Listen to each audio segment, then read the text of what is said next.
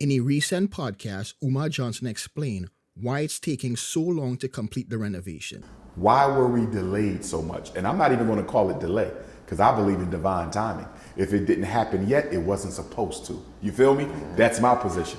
But if we want to look at this practically, the reason it took us 7 years to do the renovations is because the black contractors, I'm going to say it, the black contractors who we depended on to help us cross this finish line sooner, they scammed us, they robbed us, they never completed their work. I haven't had a single black contractor. Quote me on this. In 7 years, I haven't had a black plumber, black electrician, black roofer, black HVAC, black painter, black floor person, not one black contractor who we paid to do the work ever finished what they got paid to do. Not one. So can't nobody say shit to me about how long it took us to get this job done. It took us long because of ninjas in the community who don't have integrity and work ethic. He's assigning the blame solely to black contractors. He wants us to believe that in 7 years of owning the property, every single black contractor he hired lacked integrity or work ethic. In a video he made in 2022, he mentioned contractors stealing money. He also mentioned that the contractors were licensed. I also got other bad news. The plumbing contractor that we hired to do the plumbing repairs informed me that he cannot complete the job for the contract that we had. He basically spent our money, didn't do the job, and stepped off. He spent our money, didn't do the job, and step off. Yes, we're going to take him to court. Yes, there's going to be litigation, but that don't get us our money back right now, and that don't get the plumbing fixed right now. Yes, we're going to take him to court. Yes, there will be litigation, but that don't get us our money back right now, and that don't get the plumbing done right now. I was hoping to have the elementary school done for the festival. This Negro sabotaged us. This is why the school is not done. Every time I get a black contractor, they take their money, don't finish the job, sell me some bull crap story, and step off. Brothers and sisters, support the school. We're going to keep on going. I'm a little discouraged today. I'm a little discouraged today. I'm a little discouraged today. I'm a little discouraged, but I'm not going to quit. This is my mission. I promised black boys and girls I was going to build them a school. I promised our sons I would build them a school. I'm not going to stop till the wheels fall off. We're going to keep on going. I don't know why this mission is so hard. I don't know why a school that only needs 3 weeks of renovations, we can't get them done. Every contractor we've hired has sabotaged us and stole the money. Everyone that we've hired has sabotaged and stole the money, brothers and sisters. Sister Nicole, it's not about learning how contracting works, sister. I know how contracting works. I know how it works. But when somebody takes the deposit and run off with the money, that's all there is to it. Okay, no matter how you look at it, when you sign up with somebody, we have a contract, sister. That doesn't stop disingenuous people from running off with your money. So you should think about what you say before you say it. I know how contracting works. That don't stop black people from robbing black people. He was a contractor. He was licensed. He had a permit from the city and he stole our damn money. So keep your mouth shut unless you know what you're talking about. Always running your damn mouth and you don't know what's going on. You ain't never built a school a day in your life and you don't know what it takes to build a school. Be quiet and listen. Be quiet and listen. If these contractors truly did what he claimed, why didn't he contact the licensing board to try and get the issue with the contractors resolved or take legal action against them? And this is precisely what a caller asked him during a radio interview. We've got Dr. Umar Johnson in the studio with us, and I saw one of your cuts about you were getting a school built, and Yes, you had sir. black contractors and white Yes, sir. contractors. Man, when I heard that, I was like, man, that makes no sense at all. Tell us a little Yes, bit about sir. The Frederick Douglass Marcus Garvey Academy. That's my brainchild. That's in Yeah. Wilmington, Delaware. We didn't build it from the ground. We actually purchased a pre-existing charter school that lost its charter. It was a black charter in a black neighborhood. Wilmington, Delaware is about 70% black. Small city, about 30 minutes from Philadelphia. In renovating the school, we wanted to keep the money in the community because my donors gave us the money to make this happen. Okay. And using the black contractors, most of them ripped us off. They took money, didn't finish the jobs. The one who did finish the job, they didn't do it well. There hasn't been a single black contractor to date that has done what they were supposed to do for us. And so we had to turn to Caucasians to finish the work. And of course, the Caucasians overcharged us, but at least they finished the work. The black contractors overcharged us and didn't even finish. And I don't want to give a bad name to black contractors because I know there's good ones out there. There's good ones. A lot. Yes, it's common. It's very common, you know, and it's a shame. Let's go to Joan. Joan, how are you? I'm good. The question to your guest, when you mentioned about being ripped off on your project, did you hire a GC? For our small school, we didn't need one because we just needed systems that had to be repaired. But I did have GCs on deck. So, yes, I did have people who helped, who were GCs, who helped me find the contractors and so forth. And they, too, took issue with the way in which the situation was being handled. So to answer your question, yes. Okay, so when you paid these individuals, did they do the work? You know, when you hire someone, you don't pay them up front. I mean, you make well, you have to get amount. You got to give them a deposit so they can get materials and things like that. Yeah. And when you're dealing with corporate jobs, I don't always get, money for material, whatever. Are you talking commercial work? Both. Okay. And what I'm saying is this, and it depends on the contractor, all right? But you don't just put that money up front. You may give them a deposit, but they need to move that job along before you pay them. I agree with you. We're talking about deposits. And with commercial renovations, those deposits were kind of sizable. Even if you're talking 20%, you're talking tens of thousands of dollars for some of the stuff we had to get done. Bottom line is they didn't do the job that they were paid to. The good news is we didn't have to pay it all. So to your point, we didn't have to pay it all. But nonetheless, we don't like wasting any of the people's money. And it just would have been. Were you able to get your money back from them? Not all of it, no, ma'am. Okay. So but you were able to get some of it. Were you able to sue to get your money back? I don't want to go too much into detail. I think we're getting too technical here. Just know that we're on target to open up the school soon. But to answer your... I just think when you do, don't, I know you say you're not going to just dump on all black contractors. Correct. All black contractors don't handle their business. There's some good ones out there. The problem with us, Queen, the problem with us is Delaware is the second smallest state in the country. And in Wilmington, Delaware, you have to be licensed in the state of Delaware and the city in order to do work. So although we have the perfect situation, it might be in the most imperfect location, if that makes sense to you. Well, it does. But, you still got to cover your back, and you got to make sure who you're hiring is going to do that work. Well, there's no way to know until you put them to the test. There's no way to know until you put them to the test. And everybody we used came highly recommended, by the way. We didn't just take people because we met them. Everybody we used came highly recommended, and they did not do the job well, if they did it at all. So they may have been recommended, but did you do your own? I'm going to be done on that point, my sister. I think I dealt with that enough. They got paid, they didn't do the work, and so we had to move on. She just goes into. I love you, my queen. Black queens forever, snow bunnies never. So based on what he said to the caller, he did nothing to remedy the issue with the contractors. He just moved on. Who are these contractors? If they really stole money, why not state the name of the companies or the individuals? Because it's not like he has a problem publicly naming individuals, because we have seen him done it for lesser offenses. For example, there was a time when he had an issue with obtaining a permit for one of the block parties, and he publicly named the city worker he was communicating with. She can't tell us who they are.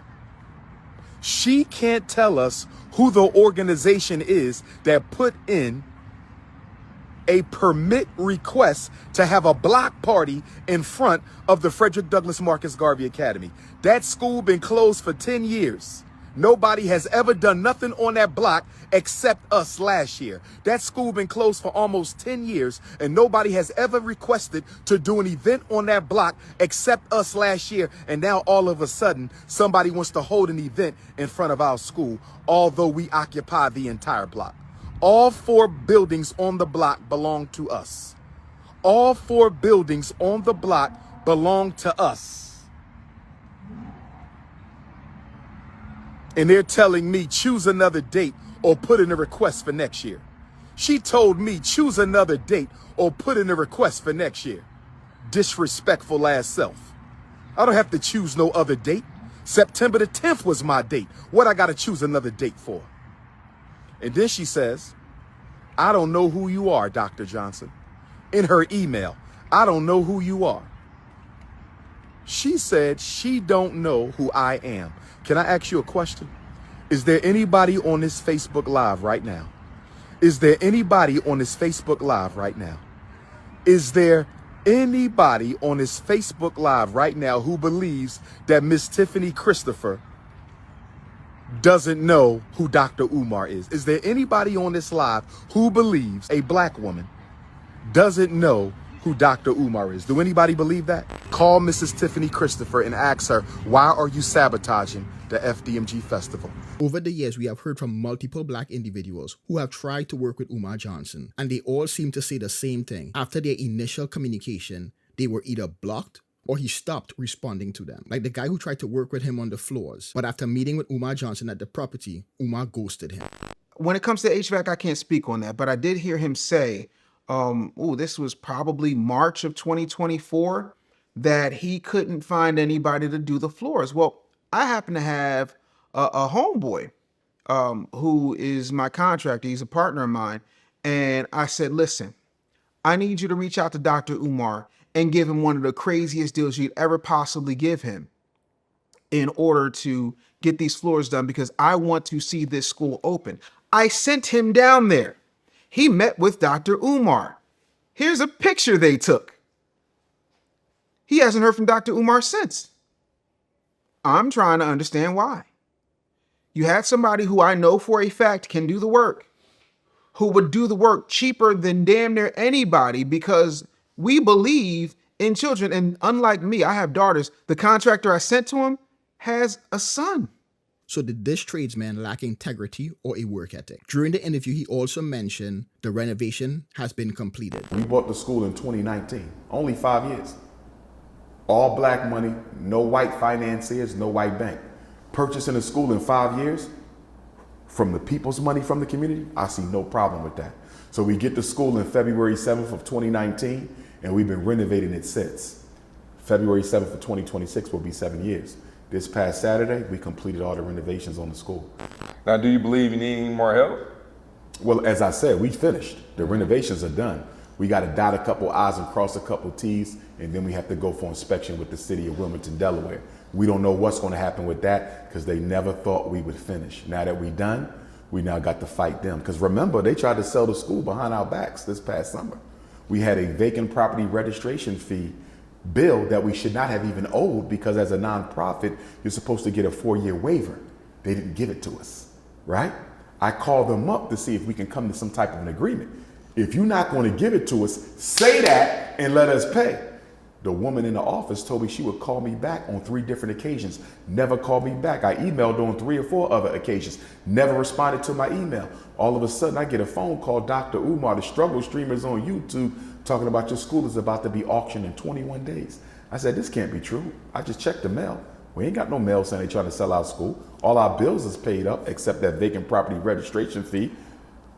So I called one of my supporters in Wilmington. I said, can you go past the school and see if there's another set of paperwork on the other door? Because remember, we own both schools, by the way, not 1, 2. We own 4 buildings. We own the block. Name somebody else in the Black Conscious community who bought a whole block. Nobody. I'm the only one. So anyway, the struggle streamer stole 1 set of paperwork. My supporter got the other set of paperwork. She took a picture of it and sends it to me, right? Guess what? If they would have took both sets of paperwork, if the haters would have took both sets of paperwork, I would have never knew that our property was going up for sale, because the city of Wilmington did not communicate that to us. They would have sold that school behind our backs and we would have never even known. So when I tell you getting ready for this inspection, we might have to get ready for war. We might have to get ready for war. He's framing it as if the city is plotting against him. He's saying that they tried to sell the property from under him and they never thought he would finish. Is this the same city that let him slide on over $60,000 in property tax and penalties? Some of you might remember that Umar Johnson claimed he only owes property tax because the white lawyer and IRS sabotaged him. Number one, when we purchased the building, 7 days before the Honorable Frederick Douglass's 201st birthday, February the 7th, 2019, the white attorney who did my closing neglected to tell me that I had 2 weeks to apply and secure tax exemption from Newcastle County, because Wilmington is in Newcastle County, Delaware, okay, and also the city of Wilmington. So there's a city tax that you pay and there's a county tax that you pay. Delaware doesn't have a state tax. Once I bought the school, I contacted the city and the county. I said, hey, we are not-for-profit entity. Okay, I want to apply for tax exemption. They told me that you were supposed to have done this within 14 days from the date of your purchase. How in the hell was I supposed to know I had 2 weeks to get tax exemption? So I reached out to the white attorney who did the closing, and I asked him, why didn't you tell me I had 2 weeks to get the tax exemption? Don't you think that's something I should know as a client paying for your service? He never answered the question. You know what that tells me? He did it on purpose. I believe he was jealous that a young black man walked into his office, you follow me, and wrote a check in that amount of money, and I'm not a drug dealer.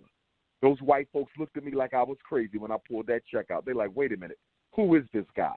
So I think they then went to the internet, found out who I was, and became upset that they even accepted me as a client in the first place. So I believe the attorney deliberately sabotaged me because on a certain level, he felt some type of way that a young black man could produce this type of money for a school, okay, and not a nightclub, because, you know, we love to buy nightclubs. He produced this type of money for a school without no white backing, no loan from the bank, straight cash because of the love of the people. So that's number one. The attorney that did my closing sabotaged us. Now let's do with number two. FDMG was a tax-exempt organization under the IRS. But there's only one problem. The IRS never served notice that we had been approved for tax exemption. So guess what I'm thinking? They sabotaged us too.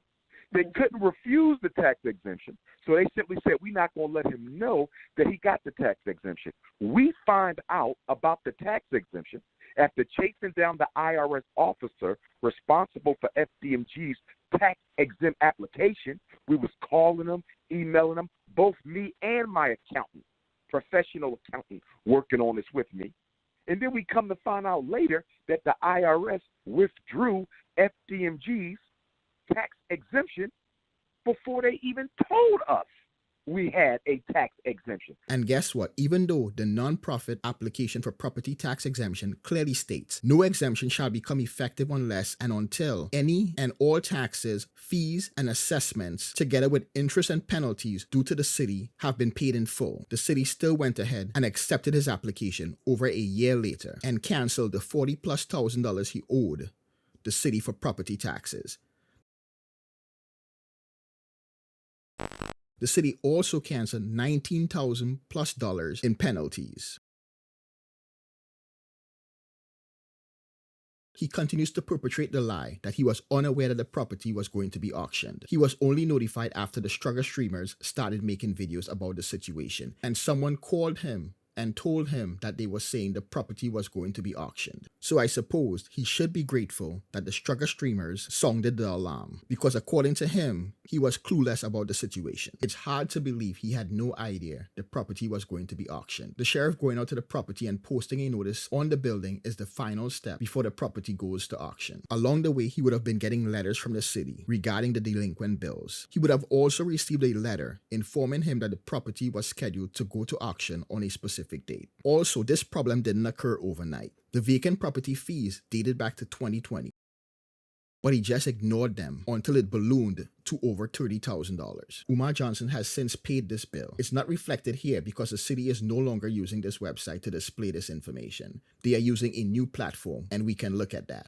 And here is what's unfortunate for Umar Johnson. The vacant property fee is already back up to $24,000. The city is now using the building block platform to allow the public to search and view data such as code enforcement, permits, property ownership, etc. I'm going to enter the parcel ID for the properties. I'm going to switch the view.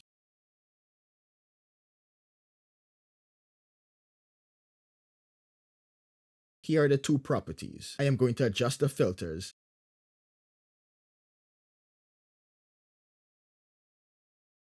And now we see total principal LNI debt, $12,000. And here is the last updated date.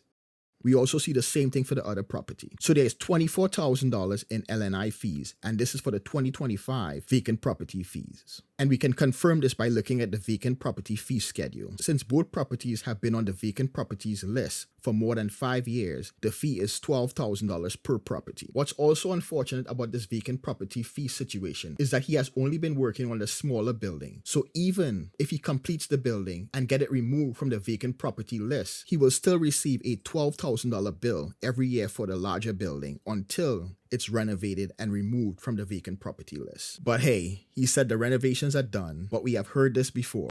Brothers and sisters, I am proud and I am pleased to announce to you at this moment, Black August 11th of 2023. I'm live, King. Black August 11th of 2023. I'm on a live stream, King. I'm here for a minute, though. Swing back around. Okay, I got you. That we have finally completed all of the renovations for the Frederick Douglass Marcus Garvey RBG International Leadership Academy for Pan-African Excellence. I'm going to say it again. Today, August 11th, 2023, Black August, we have completed all of the renovations for the Frederick Douglass Marcus Garvey RBG International Leadership Academy for Pan-African Excellence. I gotta say it one more time. But when he showed the inside of the building, that was not the case.